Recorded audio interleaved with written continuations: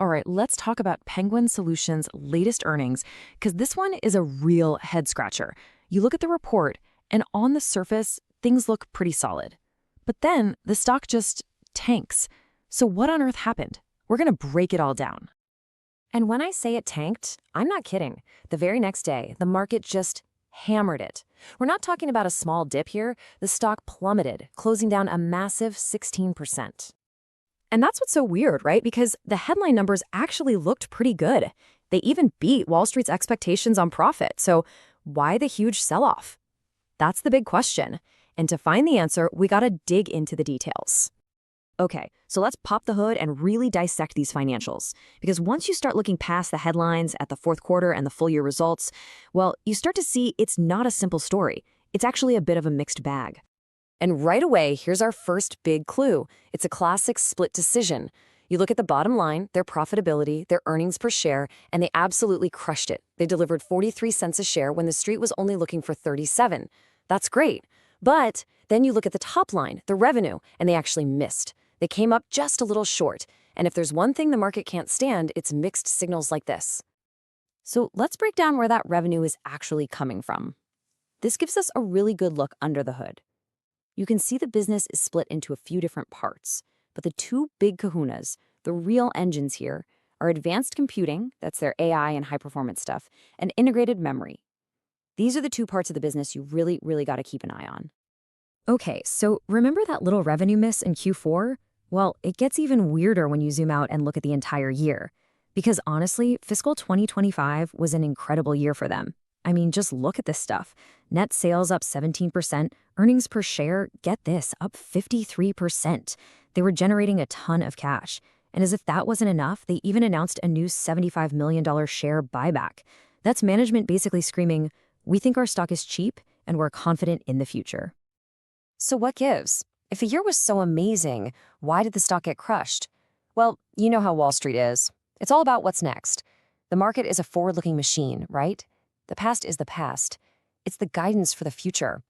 That's where the story really takes a turn. And boom, here it is. This is almost certainly the thing that caused that massive sell-off. After putting up that incredible 17% growth last year, the company's guidance for the next year is for only about 6% growth. That is a massive slowdown, and it totally caught investors by surprise. And as if that wasn't enough to spook people, management also said the year is going to be back-end-loaded. Now, what does that mean?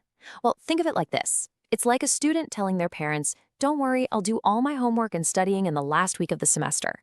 Yeah, they might pull it off, but it creates a whole lot of risk and uncertainty. For investors, this is a red flag. It means the next couple of quarters could look pretty weak, and you're just hoping those big deals they're promising for the end of the year actually come through.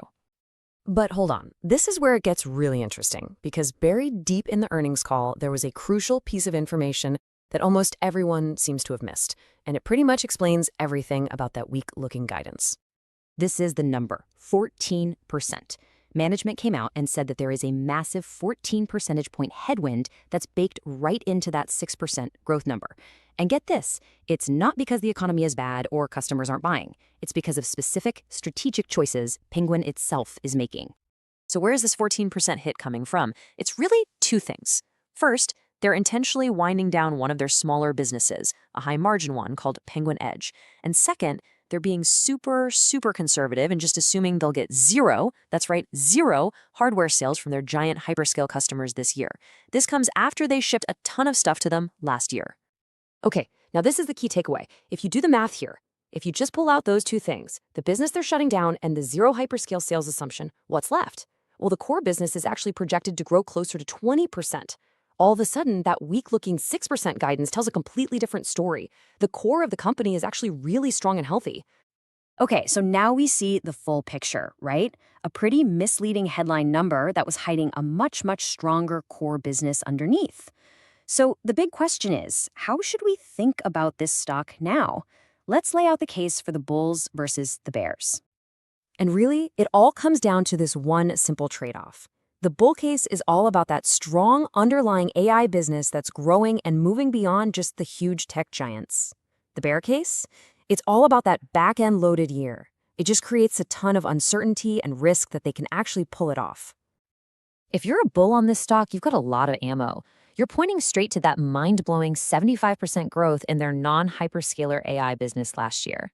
You're looking at a strong pipeline of new deals in enterprise, government, and finance.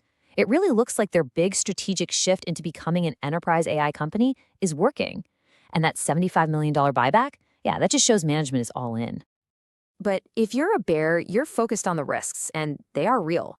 You're asking, what happens if that big second half sales ramp doesn't happen? What if those deals get pushed out? Then you've got the pressure on their profit margins because they're losing that high margin Penguin Edge business. And that really wide range they gave for guidance, that kind of suggests that even management isn't 100% sure how things are going to shake out. So we've laid out both sides. Where do we land? After looking at everything, we're giving this a market perform rating. Here's why. That 20% core growth story is really, really promising. It's hard not to like it. But it's being offset by some pretty significant execution risk. That back half-weighted forecast is just too big of a question mark to ignore.